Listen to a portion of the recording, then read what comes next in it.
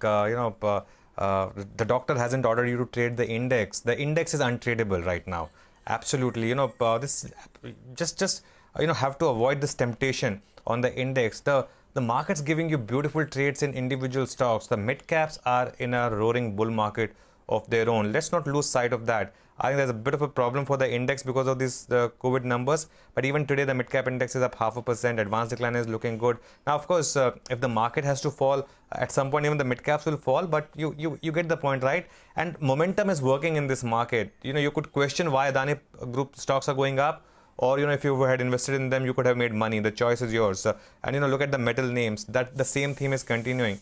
So to identify the pockets where there's some solid momentum, you spoke about SRF, chemical stocks, and, just basically trade them and avoid this temptation of the index. I think on the bank Nifty, we had that big decline initially. It's bounced back now. Will be an interesting index to track, especially post the policy. But Mitesh, very quickly, your thoughts on the market opening. Anuj, slightly positive opening compared to what we were showing early in the day. But again, I think this is not a market which is giving you directional signals as yet. So I think it will just amble around. For the timing, as I said, I think, keep a watch on the pharma index and the pharma stocks. I think the Nifty pharma index is up close to 0.75%, and a lot of stocks over there are showing good momentum. Biocon, Cadila, or Aurobindo Pharma. I think that's where I'll focus upon. Okay, Mitesh, thanks a lot for joining us. Sunil Singhania is now joining us. He's our market master for the day. Sunil is one of India's best-known fund managers.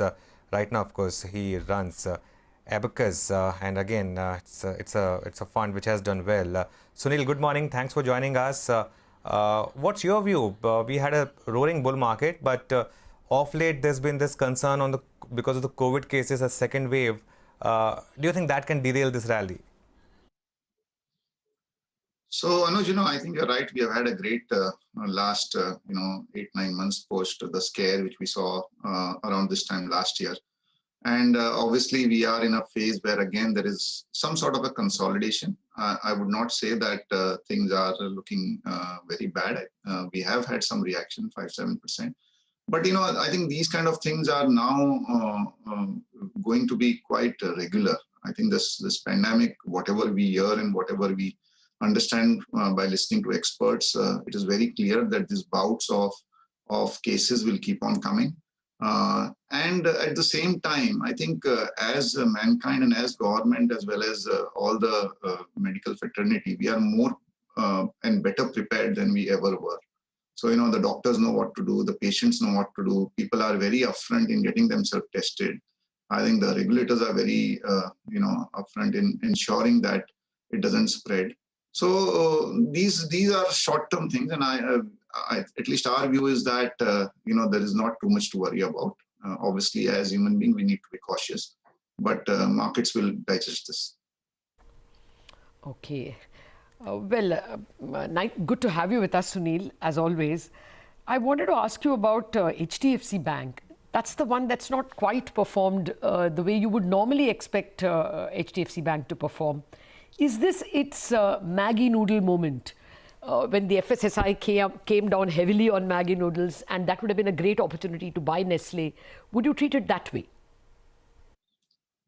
So, without getting too much into any specific stocks, I think it's a great organization. It's an institution which has made everyone in India very proud with what it has been able to achieve over the last 30 years of its existence.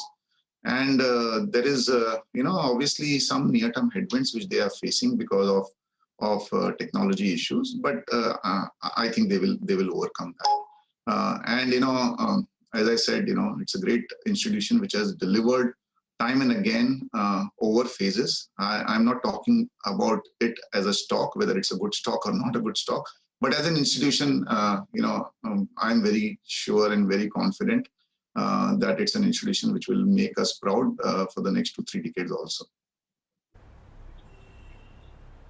Okay, well, for now, one space that is gaining traction is pharma.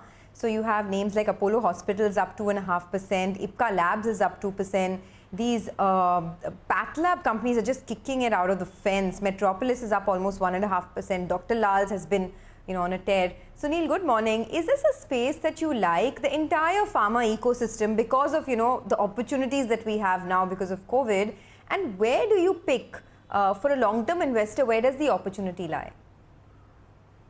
So Sonia, pharma had its great period between March of 2020 to September of 2020. After that, I think the general view was that COVID is a thing of the past and there would be a slowdown in pharma sales. And as a result of which, obviously, the stocks did not do anything. In fact, over the last 6 months, they would have underperformed quite meaningfully as far as the markets are concerned. But, India and Indian companies and one sector apart from IT, which stands out in terms of its global competitiveness is pharma. Almost 50-60% of all vaccines which are being now manufactured in the world are by Indian companies. So that clearly shows I would say the competitiveness, the maturity, as well as the dominant position which Indian pharma company has. On the other hand, we also have this domestic opportunity. So I would say this testing and path labs, obviously, companies are seeing a big jump in their revenues because of the resurgence in the wave and the number of testings which are going up. But overall, whether it is hospitals, whether it's domestic focused pharma companies, I think the total size of Indian pharma market is only $15 billion, which is, I would say, peanuts. So I would say that domestic facing pharma companies have an opportunity which is better than the consumption companies at a cheaper valuation. And obviously the global facing pharma companies have also clearly demonstrated that the world cannot live without Indian pharma. And I would say that this is a sector which should be a good proportion of any investor's portfolio from a longer term perspective. Sunil, you know what? You had picked up a big stake in Route Mobile, right? This was before IPO. I know you won't talk on individual investment, but it's been a great space, right? This whole digital theme. Are you identifying more opportunities in this space, or what's the next Route Mobile, if I could ask you? So again, Anuj, I would say that the way the world is moving and the way human beings are moving, I think it's very clear that the digital space is here to stay. The COVID situation only accelerated that move towards everything digital.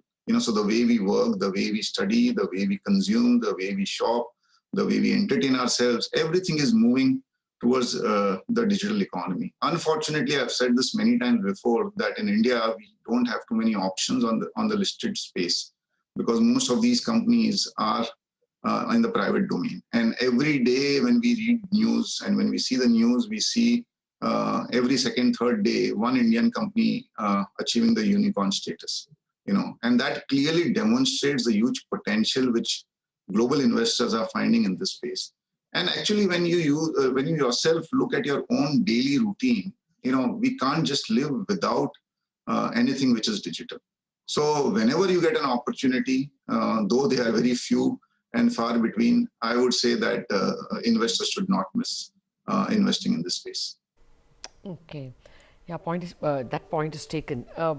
Sunil, more generally, do you think this can be another big mid-cap year? That's how it has begun. So Lata, this debate between mid-cap, large cap, small caps keeps on raging. I think one experience of the last 25 years is that companies which have consistent growth in profits are the ones which ultimately make returns. And yesteryears, the small cap, mid caps become large caps, and a lot of large caps also end up becoming small caps if they don't perform. So our Sunil, view is Sunil, 1 minute. Let me interrupt you there. I take your point entirely that you are a bottom-up stock picker, but that year 2017 spoilt us. Mid caps rose 40% as an index, and small caps were 60% up that year. After that, they have consistently underperformed.